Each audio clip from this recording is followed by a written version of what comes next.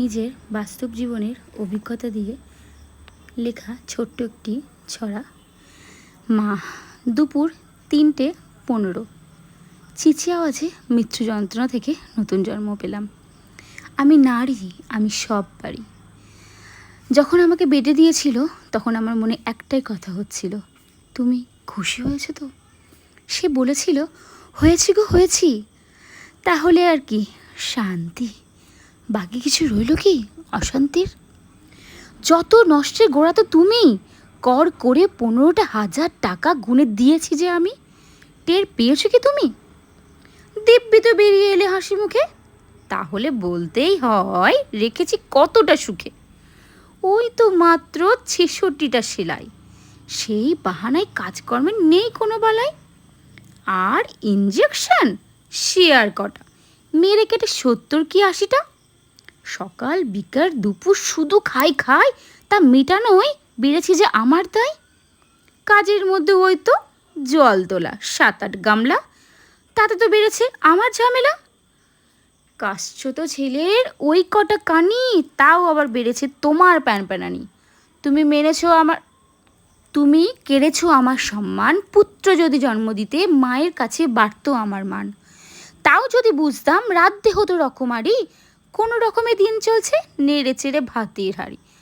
ওই তো ৪-৫টা পদের থালা, তাও আবার ধোয়ার ঝামেলা। আমি মনে মনে ভাবি, কী রে অবুঝ মন, এর সমাধান কি পাবি? ওই তো রোজ সকালে ক্যালসিয়াম আর আয়রন, দুপুর বিকেল রাতে আর কটা, মেরে কেটে ৮-১০টা। আর পিঠের যন্ত্রণা, এ অবুঝ মন তাও বোঝে না। আমি মনে মনে ভাবি, আমি তো কিছুই কষ্ট করি না। আমি জানি আমি একজন মা।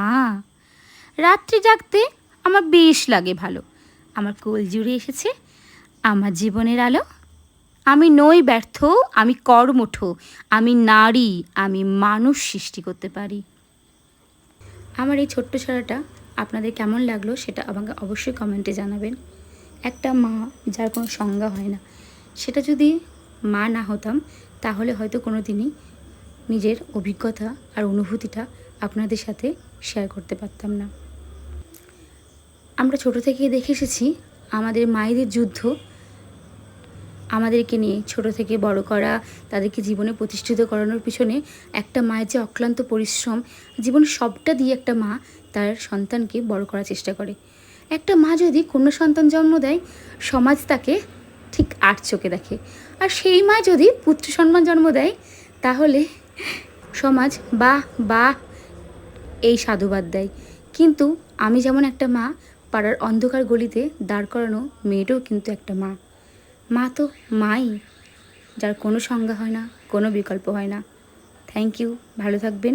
সব মাই মা।